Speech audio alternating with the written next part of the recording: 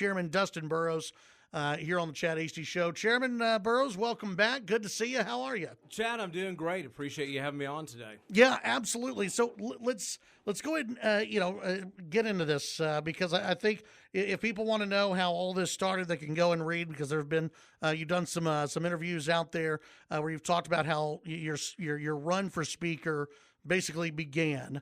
Let's start off as of today. Where do you stand? Do you believe you still have enough votes to become speaker? Chad, absolutely. We have the votes.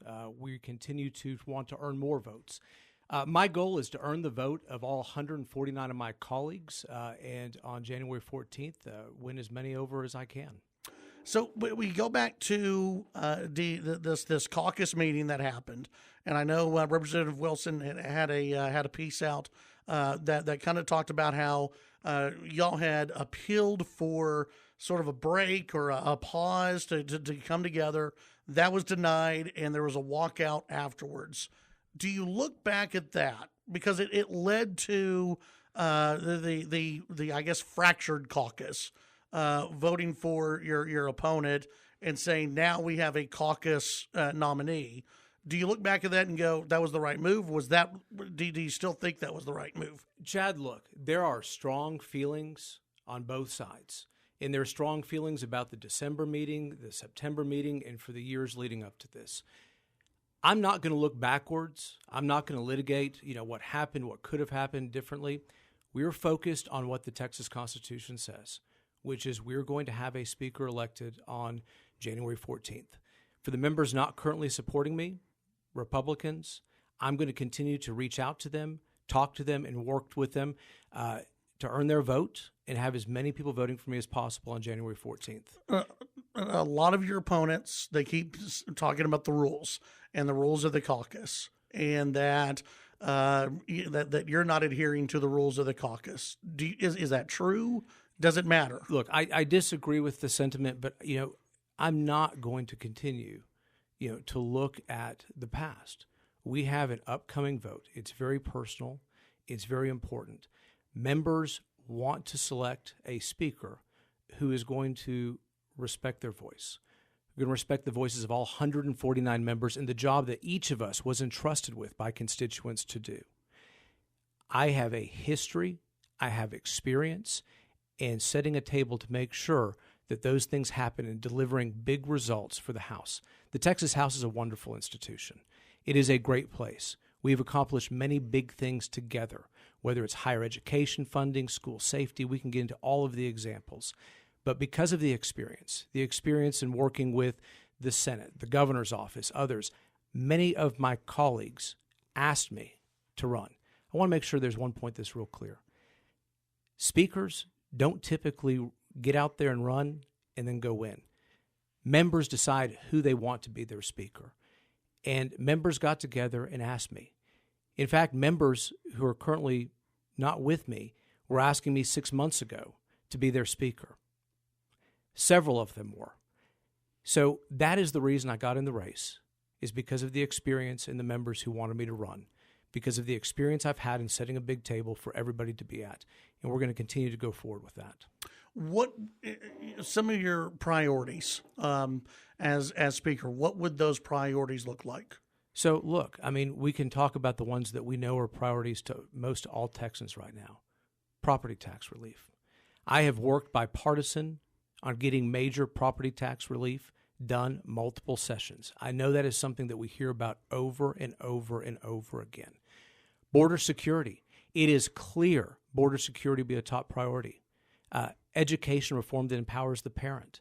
Making sure that we have good education policy, but also school finance. Something that, I hear around the state, whether it's rural schools in this district or other places, they're dying for a teacher pay raise. They're wanting to have some more assets and resources available to them. Higher education, transportation, water.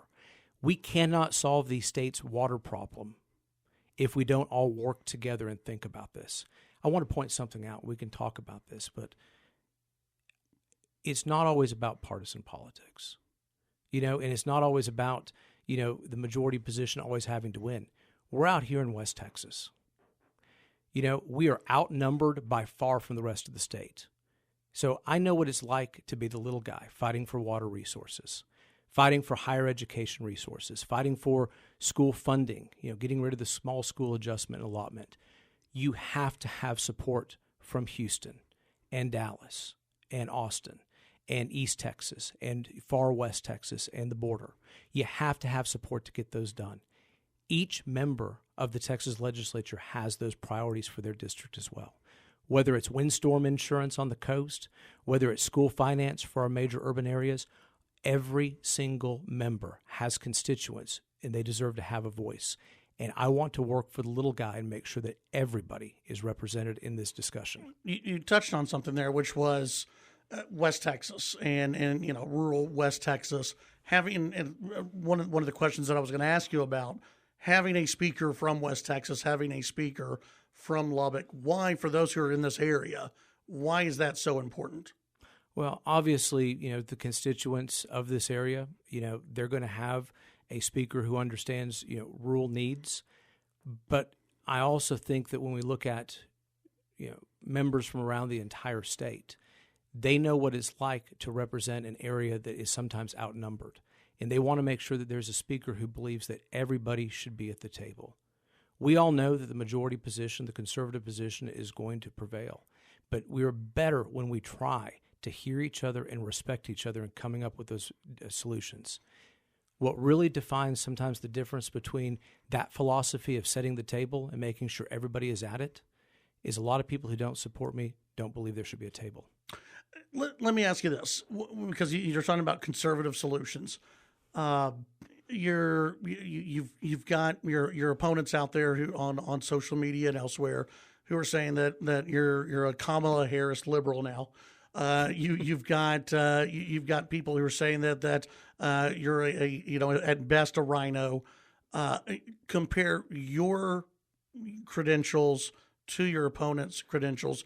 Who, in your mind, why are you more conservative? Look, we're beyond having to do a contrast piece. My record is out there. I have worked on major policy and conservative issues for over a decade. Those are things that have been talked about on the front page of newspapers. Whether it's school safety solutions, whether it's property tax solutions, border solutions, I have worked and delivered. I have worked with the Senate. I have worked with the governor's office. I have worked with my colleagues on both sides of the aisle to deliver those things. Those are the experiences that I've had. So when members were looking for who they wanted to be the speaker, they chose experience. They chose somebody who had a steady hand of actually delivering. It's one thing to talk about what you can do. It's another thing to actually get it done. School choice, yay or nay? So the political winds have clearly shifted. School choice, in my opinion, will pass next session. As speaker, when you see when these contentious issues do come up, there were some who blamed you when you were when you still are chair of calendars, for putting your thumb on conservative legislation, or the speaker telling you to put your thumb on conservative legislation. Can you walk us through that? And is that right? Does that happen? And as speaker, would you say no to? Is there conservative legislation that you would just say no to? Chad, at the end of the day, there is not conservative legislation that my speakership would be saying no to. We have had conservative results the last two sessions. We sometimes talk about the things that didn't get done, but we often don't talk about the things that did. But I will tell you right now, every single member will have a voice in this next administration. Even the ones who are not currently supporting me, I want to work to make sure that they can best represent their districts. And here's my last thing I want to say on this. While we continue to have these public fights and these Twitter wars, which used to not be the case, speakers' races were member to member, and I think there was something to be said about doing it member to member. I think that was very important because these are very deeply personal decisions. However, even the longer that we continue to do this, it's the less time that we have to get ready and make sure that we're prepared to go on day one. The Texas House deserves an independent speaker who is going to stick up for it, who actually wants to basically fight for what the House priorities end up being. but we have to be ready on day one with a speaker who's going to deliver those. You've said in previous interviews that when it came to Democrat chairs and chairmanships, that this would be, I guess, rules decided by the members, correct? Yeah, and I think that's a very important thing. The tradition of the Texas House is this. The first day, you elect who is going to preside over the chamber. And by the way, it is, history is not a coveted position. It is a job of trying to make sure that everybody has an opportunity to represent their district, and they're going to get punches thrown at them. Yeah. But then on day 2 or 3, it's kind of been different a couple of times, there was a vote on the House rules. And the House rules are what the members decide are going to govern them and how powerful or how weak the speakership is going to be. I think it's very important that we respect that tradition.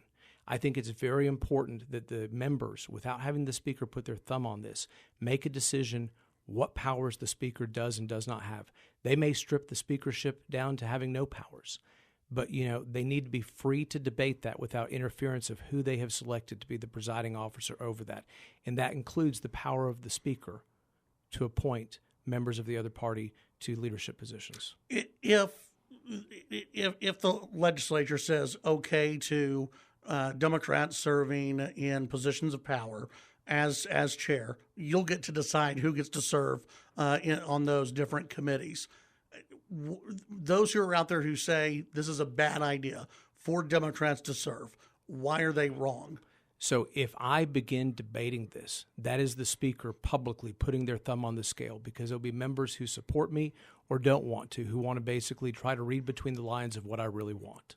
If I get out there and defend the practice or say that it needs to change, all that I'm doing is putting my thumb on the scale. So to try to be neutral on the rules, I think it's very important that I not do that. And I've told my colleagues on both sides of the aisle that that is the case, and that's the way it ought to be. Before I let you go, you've seen a lot of speakers come and go. You've seen a lot of battles that happen with whether they're special interest groups, the grassroots, whatever they may be. You've seen a lot of battles. How do you bring the Republican Party together when you have the Texas GOP threatening to censure and go after Republican primary opponents? When you have now $20 million coming in to this that could go after some of your allies, how do you try to bring the Republicans together? Look, first off, I do think it's a dangerous precedent for Republicans to be denied ballot access without actually having the voters decide that. And we're going to continue to talk about that. I think it's actually illegal and against the law, but I do want to point that out there. But I've had many experiences in the Texas House. I have voted against a speaker. I have voted for a speaker. It took me a long time to be able to pass a bill in that chamber. I have been up. I have been down. I have held the position that members on the inside and outside have held, sometimes in the exact same session. I hope that those experiences will allow me to relate to my colleagues who maybe not currently support me, that I can understand where they're coming from and help empower them to make sure they are the strongest voices for their district and their beliefs next session. And that's why I'm going to continue to reach out to them. They need to spend time with their families, spend time during the Christmas season doing the important things, and this shouldn't be a distraction because we need them all rested and ready to go. But I will continue to reach out and talk to them and visit with them and help them because I've served all of those different roles in the Texas House. This is the last question. You said that you hope to have the entire Republican caucus vote for you on January 14th, that you hope to have it. You said that you've got the votes right now. If you end up winning the speakership with more Democrats than Republicans, should conservative voters, your constituents, should they be worried about that swaying you when it comes to passing legislation? No. The end of the session, we're going to yield a productive, good session, working both better, I want to say better than we have last session, with the Senate and the governor, and we're going to deliver for all Texans. All right. Chairman Dustin Burrows, thank you for your time. Merry Christmas. Merry Christmas, Chad. Thank you. And I'm sure we'll talk again after the new year. Okay.